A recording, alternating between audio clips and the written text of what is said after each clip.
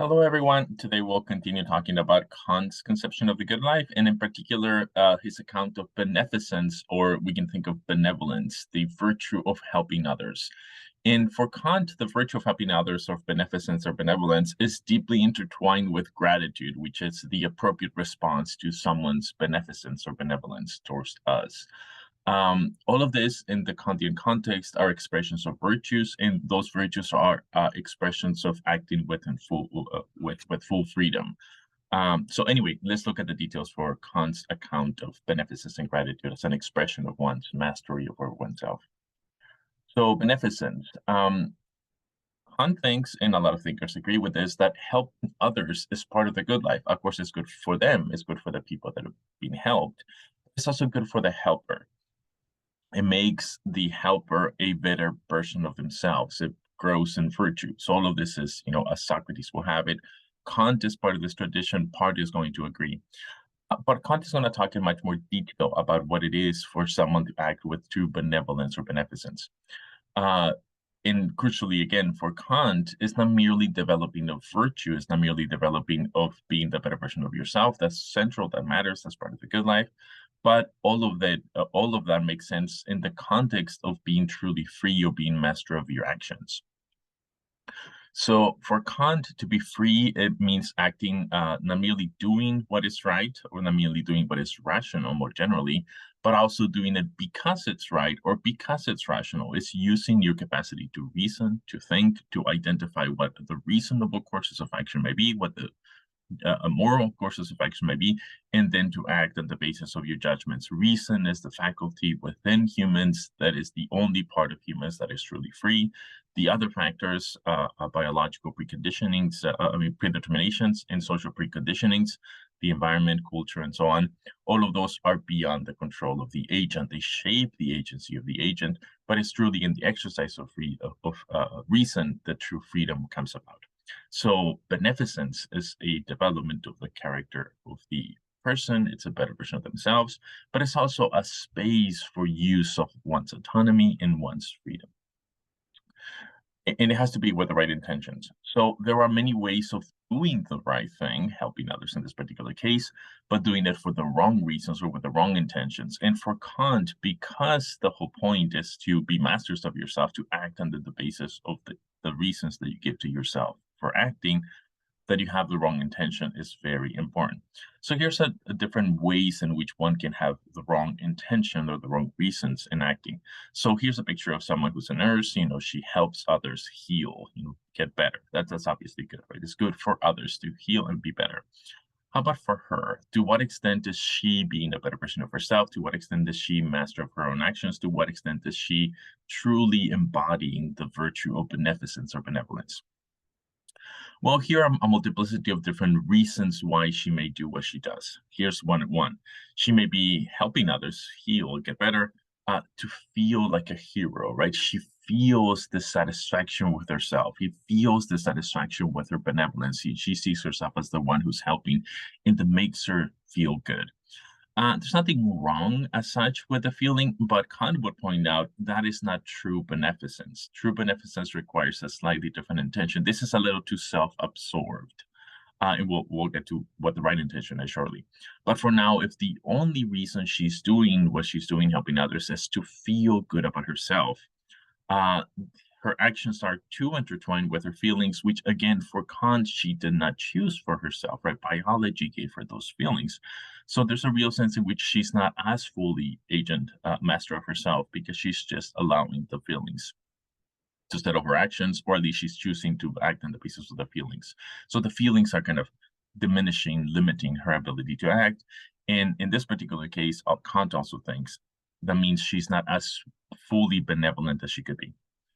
So that's one possible reason why she might be doing what she's doing. Here's a different one. She might be helping others to avoid feeling bad afterwards. So she might have a very active conscience, one that keeps telling, hey, by the way, helping is good, helping is good, helping is good, things like that. And then when she doesn't help, afterwards, she feels bad, she regrets, she laments. She's kind of upset with herself because she's not living up to her own standards. And she doesn't like those bad feelings, right? No one likes those bad feelings. So she's trying to prevent those bad feelings. So she's going along with what she knows she should do, helping others.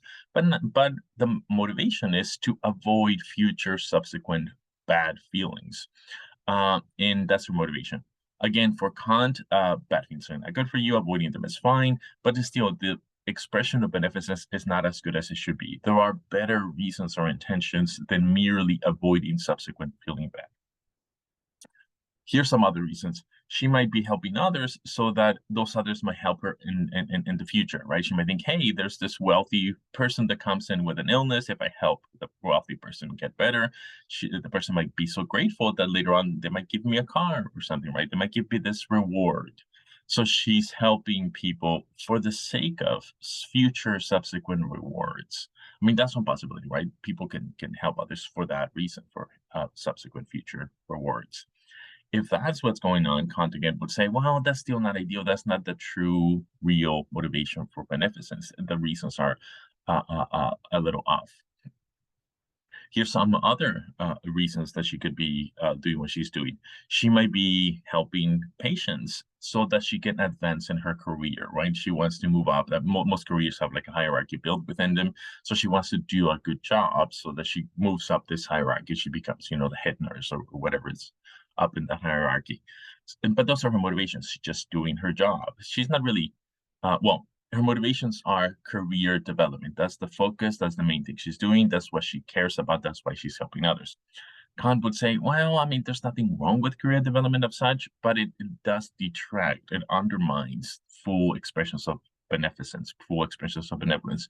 There's a real sense in which, even though this person is doing the actions that are recommended by benevolence, beneficence, that is helping others, if these are the explanations, she is not fully benevolent. She's lacking the intentions which are essential for the virtue, which are the ways in which the agent navigates their own life and become master of their lives. So anyway, for all of these ulterior motives, that is motives others than the motives proper of beneficence, if those are the reasons why someone is acting with beneficence, they have yet to attain the full status of beneficence or benevolence. So anyway, so what are the right reasons? What are the true reasons of beneficence? Well, they're actually pretty straightforward. Beneficence is the duty to make the ends of others my own. So one acts with beneficence, that is, one helps others for the sake of helping others. The goal in being beneficent just is to help others. That is the reason. So going back to the nurse, she would be truly beneficent, beneficent, if when she's helping a patient, her goal is to heal the patient. That's it. The goal is to help the patient attain their personal goals of health. The truly benevolent person cares about the other person's goals, in particular, what is good for them, what makes them happy, what makes them healthy, and so on. And that's it. That's the motivation of the truly benevolent agent. To the extent that other motivations are intertwined, things like feeling good about yourself, feeling like a hero, avoiding subsequent bad feelings, career development, to the extent that those things are intertwined, they diminish the purity of the motivation of beneficence, or they might completely remove that motivation, which is the good for the other. For Kant, this duty, this obligation to help others is grounded in their mere status as rational agents. We all have the duty to help others, not because they're our friends, not because we like them, not because they'll give us presents in the future, not because we feel good about it, not because of any of those other reasons that much of the time are the actual motivations we rely upon to act. But what grounds the duty is the mere fact that those others are rational agents. They're moral agents. They're capable of being good and bad, capable of being happy and miserable. And the mere fact that they're those kinds of agents suffices for us to have the obligation to help them, claims Kant. So this is a duty of love. Kant has different duties of respect and duties of love. Of the main make distinctions. Duties of love are duties to care for and be concerned with the well-being of others, and it is the duties of love that are ultimately the grounds for building relationships. Here's one way in which the author of the book puts it.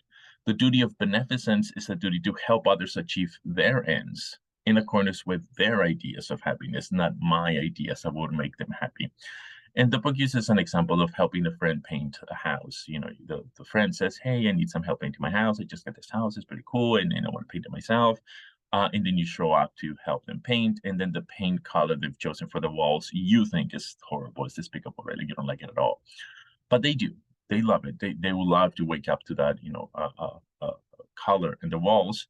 So the truly beneficent person, claims Kant, is the one that helps them paint the house, even though you yourself don't like the color, even though you yourself will never choose the color for your house.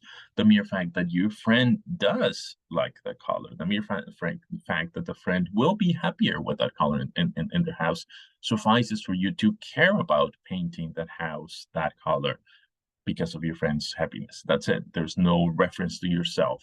There's just reference to the goals and happiness of the agent who's, your friend, who you're helping.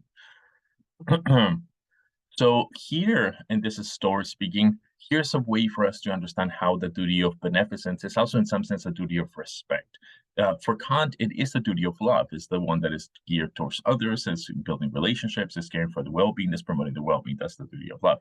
The duty of respect is the one of giving space for people to be who they are, giving space for people to be masters of themselves. And here Storr points out, intertwined with beneficence is the duty to respect the freedom of the others, because we must accept that they're agents, make it capable of making their own choices, capable of, say, finding the paint that they choose for themselves in their houses. And part of what it is to be beneficent is to recognize and augment their space for agency and autonomy and growth. So we must respect the freedom because it's good for them. So now the beneficence is the duty to promote what is good for them, which includes space for autonomous growth. So the duty for beneficence ultimately ends up being intertwined with the duty of respecting the freedom of others. So what happens with one's friends, though? So beneficence is trying to help people get what they want, and even though you don't agree with it, even though it's not good for you, or even though you don't like the painting of the house, things like that. What happens if what the friend wants is immoral, though? Um, does the duty of beneficence means helping them to do what is immoral? Kant says, no, definitely not. Morality is a constraint on practical rationality. Morality is a constraint on freedom.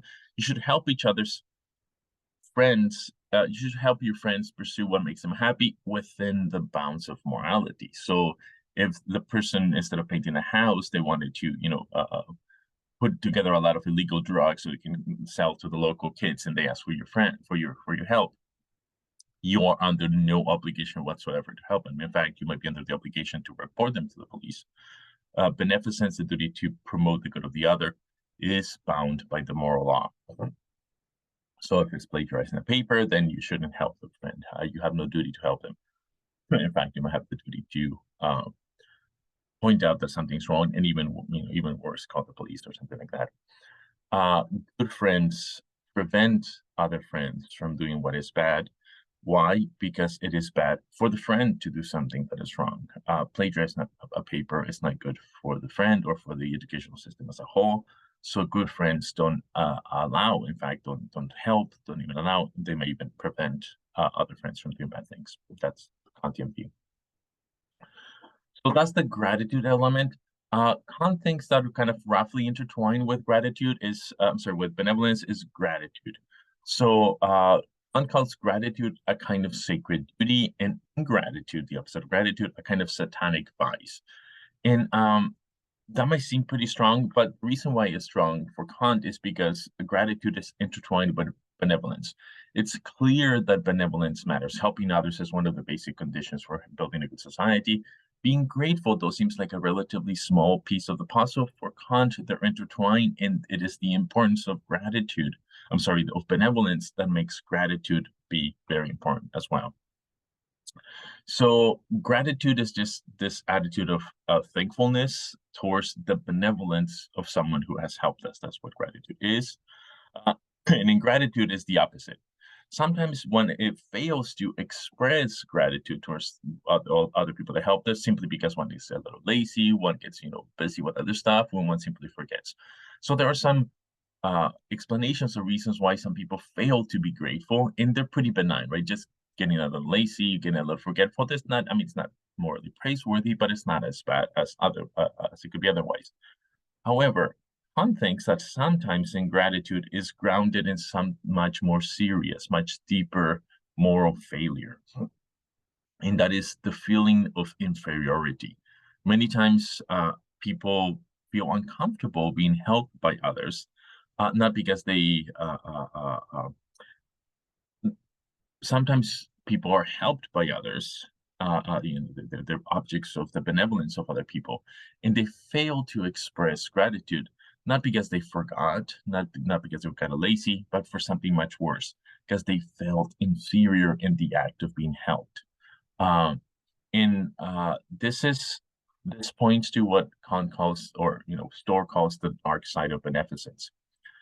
In this episode, both he who's receiving the benevolence, the help, and he who's giving the help. So the dark side is that sometimes people help others not for their own sake, not the true expression of beneficence, but for the sake of feeling superior. Someone might be very good at math, they're taking a math class, and they see someone struggling with a math homework, and they offer to help. And when all goes well, they're good, benevolent people. They do it for the sake of the person who's struggling, right? Their motivation, their goal just is to help the struggling student do better in the test. That's perfectly fine. There's beneficence, there's benevolence. We should strive for that. That's a good expression of freedom. Kant points out, though, that many times self-conceit, this deep desire to feel superior, intertwines itself with all of our motivations, and sometimes it does so in beneficence or benevolence as well. Sometimes a student who's very good at something offers to help someone else, at least partly because helping someone else reflects, brings out the fact that they are good at it. And they get to rejoice in their own superiority. They get to look down at the person who needs help. That's the dark side of beneficence. It allows an outlet for self-conceit, this desire to feel superior to others. And that's bad. Of course, you shouldn't do that. That's a legitimate undermine of freedom, morality, and beneficence. But this dark side of beneficence might point to ingratitude. One may be ungrateful for those that help us because we felt inferior in the receiving of the help. We just like kind of the same thing as the dark side of beneficence, but now expressed via ingratitude. That kind of points to that's a deep moral failure because it's sitting in it's been explained by self-conceit, this desire to feel superior, or the way in which that manifests itself in beneficence. So this is a serious problem, and that's why ingratitude is a satanic sin concept. That's why it's so bad, because it's intertwined with this dark side of beneficence. Okay, well, let's end here. I'll see you next time.